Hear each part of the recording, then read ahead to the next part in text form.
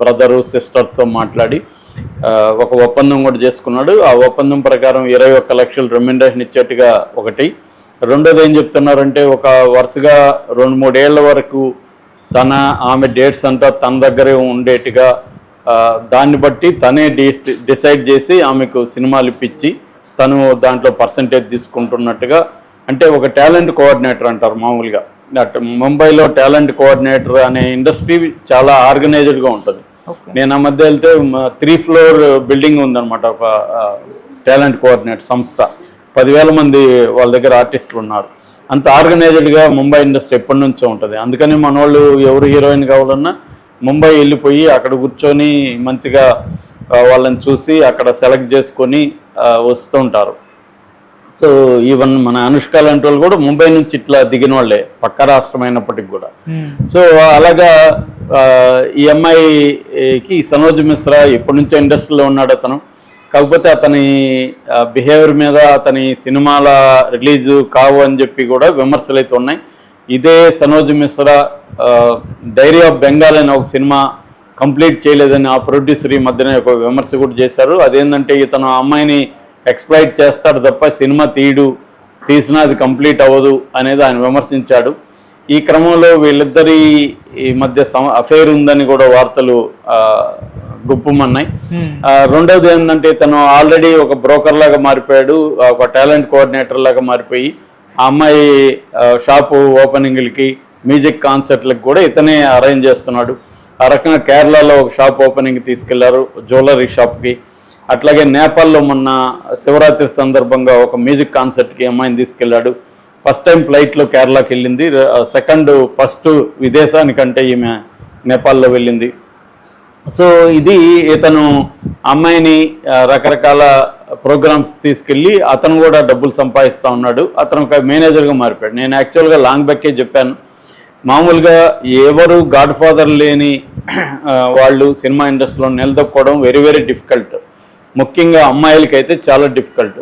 ఎందుకంటే ఖచ్చితంగా అమ్మాయిలకి ఛాన్సులు ఇచ్చేటప్పుడు సెక్సువల్గా ఫేవర్స్ని వాళ్ళ నుంచి ప్రొడ్యూసర్లు, డైరెక్టర్లు, హీరోలు ఆశిస్తారు. ఇది వెరీ వెరీ కామన్. ఆశించిన వాళ్ళు ఉండరా అంటే ఖచ్చితంగా ఉంటారు.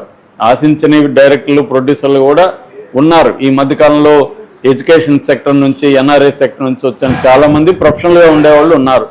అట్లాగే ఓటీటీ వచ్చినాక వాళ్ళ ప్రొడక్షన్లో అవన్నీ కూడా సిస్టమేటిక్గా కార్పొరేట్ కల్చర్లో ఉంటాయి.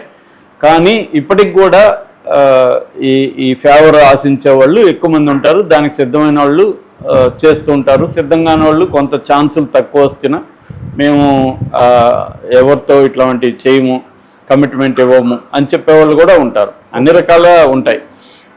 అయితే ఇప్పుడు ఒక ఈమె భోస్లే, ఈ అమ్మాయి మోనాలిసా భోస్లే లాంటి అమ్మాయిలకి ఉన్న ప్రాబ్లం ఏంటంటే ఇబ్బంది, అమ్మాయికి వాళ్ళ ఇంట్లో ఎవరు కూడా చదువుకున్న వాళ్ళు లేరు, నాలెడ్జబుల్ లేరు. కాబట్టి ఖచ్చితంగా బయట వ్యక్తులే కావాలి అమ్మాయికి, ఎవరో ఒక సపోర్ట్ కావాలి. అది ఆ అమ్మాయికి సనాజ్ మిశ్రా రూపంలో దొరికింది ప్రస్తుతానికి. అది కెరీర్ లాంచింగ్కి ఖచ్చితంగా సనాజ్ మిశ్రా హెల్ప్ చేస్తాడు. ఊరికే ఎవడు హెల్ప్ చేయరు కదా. కాబట్టి అతను కమిషన్ తీసుకుంటాడు. మేబీ అఫైర్ ఉందా లేదో మనకు తెలియదు. సో అది కూడా పెద్ద ఇమ్మెటీరియల్. వాళ్ళిద్దరికీ ఇష్టమైతే మనకు సంబంధమే లేదు, అది వాళ్ళ ప్రాబ్లం. సో అలాగా కానీ ఆ అమ్మాయికి అయితే గతంతో పోల్చినప్పుడు ఇది better life in terms of quality of life. Quality of life అంటే ఫైనాన్షియల్గా ఆమె ఆల్రెడీ వాళ్ళ అమ్మకి ఒక చైన్ గిఫ్ట్గా ఇచ్చింది, ఇతను అడ్వాన్స్ ఇచ్చాడు. రెండోది షాప్ ఓపెనింగ్, నేపాలీ ప్రోగ్రాము, వీటికంతా డబ్బులు ఆ అమ్మాయికి కూడా వస్తుంది. సో దాంతో ఆ అమ్మాయి కొంత గ్లామర్ని పెంచుకునే విధంగా తను మేకప్ కానీ, కాస్ట్యూమ్స్ కానీ, గెటప్స్ ఇవన్నీ చేంజ్ చేసుకుంది. అట్లాగే అమ్మాయి కొంత ట్రైనింగ్ అవుతుంది, డ్యాన్స్, మ్యూజిక్ ఇవన్నీ నేర్చుకుంటుంది. వీటికన్నిటికి కూడా సనోజ్ మిశ్రా హెల్ప్ చేస్తున్నాడు. అంటే ఒక రకంగా ఈ అమ్మాయికి గాడ్ ఫాదర్గా ఉన్నాడు. వాళ్ళిద్దరు రిలేషన్షిప్ పక్కన పెడితే ప్రొఫెషనల్గా మనం చూసుకున్నప్పుడు ఇతని వల్ల అమ్మాయికి హెల్ప్ అవుతుంది, అమ్మాయి వల్ల ఇతనికి హెల్ప్ అవుతుంది. దీన్నే విన్ విన్ సిచ్యువేషన్ అంటారు. విన్ విన్ సిచ్యువేషన్ లేకుండా ఎవరు కూడా ఇంకొకరికి ఎందుకు హెల్ప్ చేస్తారు ఇవాళ. కాబట్టి ఇతను హెల్ప్ చేస్తున్నాడు. ఈ క్రమంలో అతని సినిమా కూడా డైరీ ఆఫ్ మణిపూర్ అనే సినిమా, దాంట్లో అమ్మాయి అంటే అది హీరోయిన్ ఓరియంటెడ్ ఫిల్ము. కాబట్టి ఖచ్చితంగా అమ్మాయికి కానీ నిజంగా పర్ఫార్మెన్స్ బెటర్గా ఉండి డ్యాన్సులు, సాంగు ఇవన్నీ ఉంటే ఖచ్చితంగా ఆ అమ్మాయికి నెక్స్ట్ ఛాన్సులు వెతుక్కుంటూ వస్తాయి. ఇప్పటి వరకు అయితే ఆ అమ్మాయికి కొంచెం డీసెంట్ ఫిల్మ్స్లో ఎవరు కూడా ఆఫర్ అయితే చేయలేదు, ఇతను ఒక్కడే చేశాడు. కాబట్టి ఆ అమ్మాయికి కానీ వాళ్ళ ఫ్యామిలీకి కానీ ఇది బెనిఫిషియల్ తప్ప ఇదేమీ వాళ్ళకి ఇబ్బంది లేదు. కాకపోతే జాగ్రత్తగా అమ్మాయి వెళ్ళాల్సిన అవసరం ఉంది. అంటే ఒక తెలివిగా వ్యవహరించాల్సిన అవసరం ఉంది. గుడ్డిగా ఒకరు నమ్మేసి లేకపోతే ఎమోషనల్, చాలామంది అమ్మాయిలు ఏం చేస్తారంటే ఎవరితో ఒకరితో ఎమోషనల్గా లవ్లో పడిపోయే అవకాశాలు ఉంటాయి. అలాగే పడిపోయినా మనం చాలామంది ఎలా నాశనం అయిపోయారో చూసాము.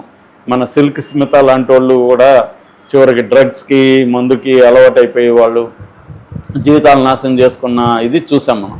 అందుకని ఏంటంటే వాళ్ళు చాలా జాగ్రత్తగా ఉండాలి, వాళ్ళకి సపోర్ట్ సిస్టమ్స్ పెంచుకోవాలి, ఇవన్నీ చూసుకుంటూ వెళ్ళాలి. అది ఆ అమ్మాయి మీద డిపెండ్ అయింది. ఆ అమ్మాయి తనకి